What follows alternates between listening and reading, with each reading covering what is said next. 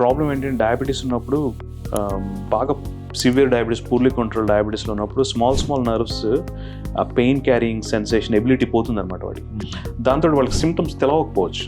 నడుస్తుంటే పెయిన్ ఏం లేదు, నాకు కొంచెం ఆయాసం వస్తుందని చెప్తుంటారు ఇప్పుడు డయాబెటిక్ పేషెంట్స్ అనమాట. ఆల్రెడీ డయాబెటీస్తో సఫర్ అవుతాం ఒక డ్రాబ్యాక్ అంటే మళ్ళీ ఈ పెయిన్ సెన్సేషన్ తెలవకపోవడం ఇంకో డ్రాబ్యాక్ అనమాట.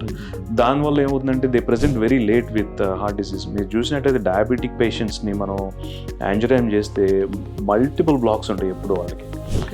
చాలా మంది పేషెంట్స్ అడుగుతుంటారు, సార్ మీరు స్టెంట్స్ అంటున్నారు, బైపాస్ అంటున్నారు, ఆల్రెడీ డయాబెటీస్ ఉన్నాము, ఆ డయాబెటీస్ వల్ల వచ్చింది ఇది, ఈ వదిలేస్తే ఎట్లాగో అని.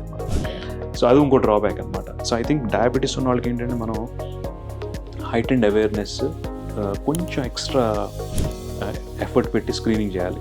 అండ్ నా ఉద్దేశం ఏంటంటే ఒట్టి ట్రెడ్మిల్తో ఆగొద్దు. ఒక డయాబెటిక్ పేషెంట్ ఈసీజీ ఎక్కువ ట్రెడ్మిల్ చేసి అక్కడతో ఆగొద్దు. Maybe do something little extra, CT calcium score లాంటివి. సిటీ కాల్షియం స్కోర్ చేసి చూడండి.